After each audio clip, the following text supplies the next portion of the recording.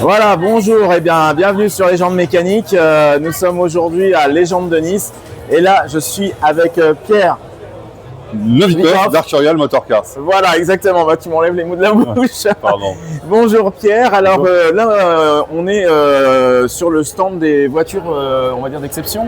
D'exception et puis qui ont été, en fait, c'est la même collection. C'est un seul collectionneur qui possède toutes ces voitures. D'accord. Et qui a la gentillesse de partager cette passion avec l'ensemble du public et qui a amené toutes ces voitures ici aux Légendes de Nice. D'accord, très bien. Alors on va se retourner, je vais retourner la caméra puis je vais te laisser commenter. Ouais, si tu veux, bien sûr, avec plaisir. Ok. Allez, on y va. La voiture la plus ancienne de cette sélection, c'est cette Bizarini. C'est la seule qui ne soit pas une Ferrari au sein de cette collection magnifique.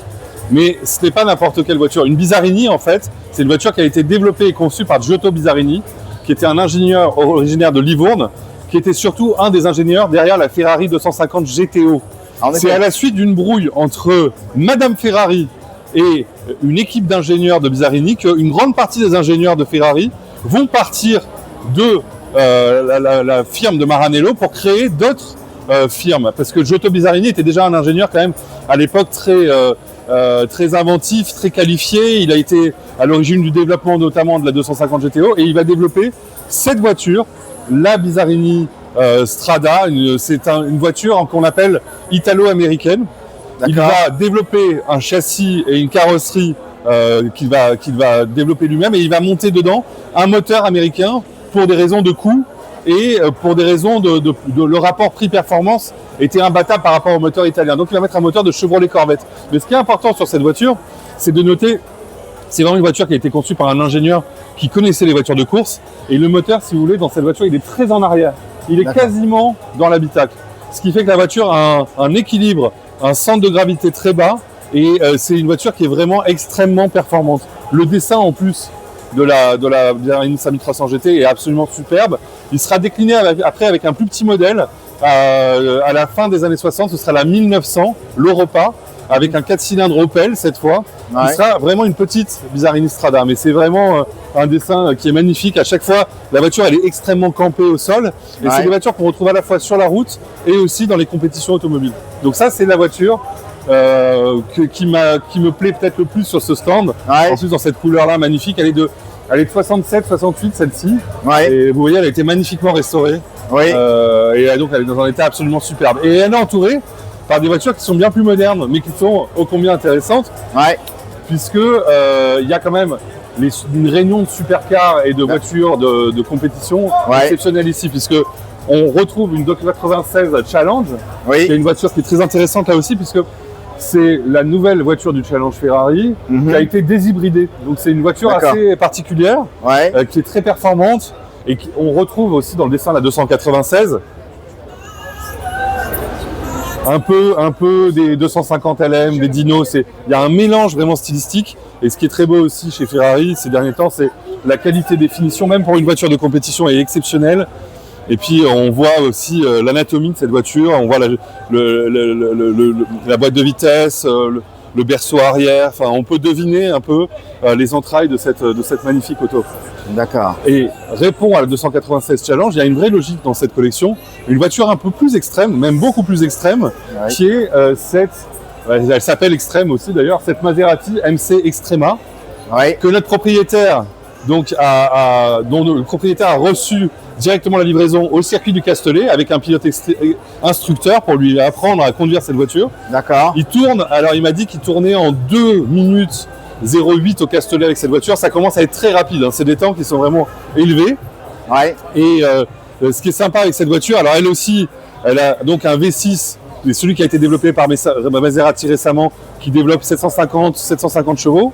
Et il a rappelé aussi dans cette voiture la MC12, puisque notre collectionneur, Jacques Sicotte, est quelqu'un qui fait toujours des parallèles historiques. Et donc il a rappelé la livrée de la Maserati MC12. Vous savez, la Maserati MC12, c'était le développement de la Enzo chez Maserati. C'est une Enzo qui est rebadgée Maserati, et qui est une voiture qui a été produite à moins d'une 40aine d'exemplaires.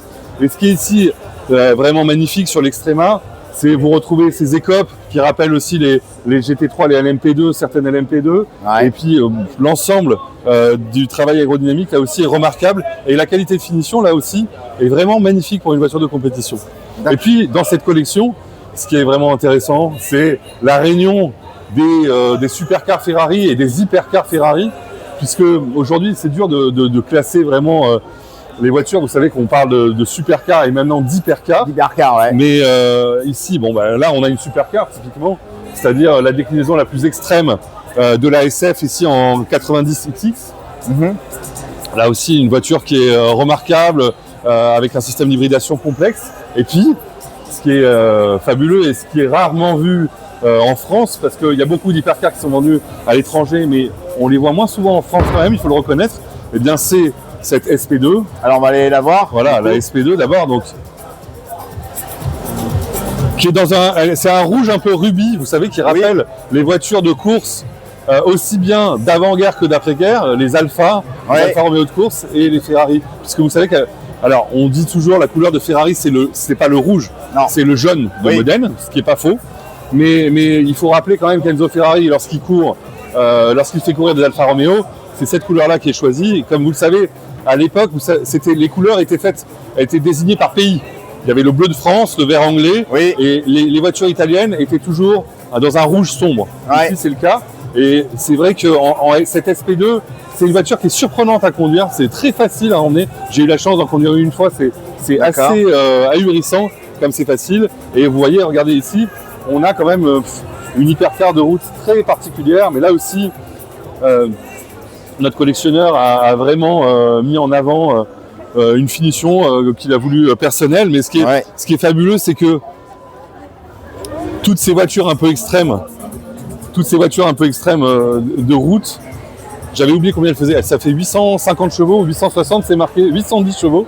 Mais ce qui est magnifique, c'est le V12 6 litres 5 de cette voiture. On est dans une voiture qui a ce V12 atmosphérique fabuleux, un équilibre assez exceptionnel. Et si vous voulez, pour chaque voiture de cette génération-là, il y a une interprétation de ce que peut être une hypercar. C'est ça qui est intéressant. On a cette SP2 là, donc qui est une voiture ouverte qui rappelle quand même les barquettes, c'est vrai, Ferrari de l'époque, c'est ça qui est quand même assez drôle. On a de l'autre côté la SP3. Alors, et vous voyez, alors bon, ouais, exactement, la SP3 qui est quand même, qui s'est fait appeler Daytona SP3 par Ferrari, et qui rappelle vraiment beaucoup plus les protos, vous voyez, par rapport à la SP2. Et la dernière de la série, et ça c'est génial de pouvoir la voir à côté de ses sœurs, et bien c'est la F80.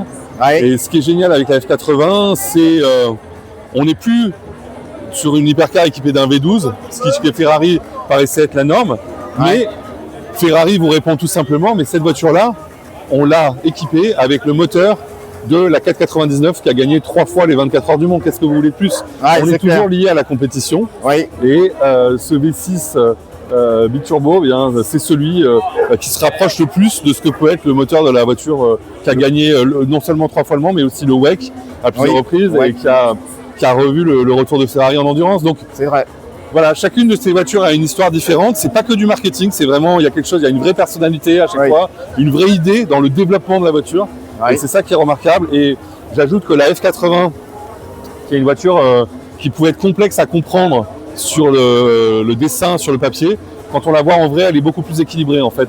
Les zones un peu planes, qu'on trouvait peut-être un peu trop planes sur la voiture, lorsqu'on l'a regardée, lorsqu'elle a été lancée en présentation, et en vrai, en fait, on se rend compte qu'il y a un jeu de forme, il y a un jeu d'aérodynamisme qui est absolument remarquable. Et c'est vraiment une voiture extrêmement impressionnante, extrêmement bien conçue, extrêmement belle. Et comme toujours chez Ferrari, ou comme souvent, lorsqu'on a découvert le dessin, on a été surpris, mais parce qu'en fait, ils sont en avance sur nous, sur le design. C'est ça qui est génial chez Ferrari, c'est que bien souvent, quand les voitures sortent, on n'est pas toujours convaincu par le dessin originel, mais c'est parce que c'est un dessin qui est en avance sur notre temps. Et je pense que c'est le cas pour la F80. Voilà. Donc c'est vraiment une collection remarquable, et bienvenue aux Légendes de Nice. Voilà, merci beaucoup. On va conclure ensemble. Écoute, Pierre, merci beaucoup pour ce bel exposé en tout cas. Et puis nous on continue notre visite aujourd'hui sur Légendes de Nice. Et merci à toi encore. Je t'en prie, à bientôt. À bientôt. Bye bye. Au revoir.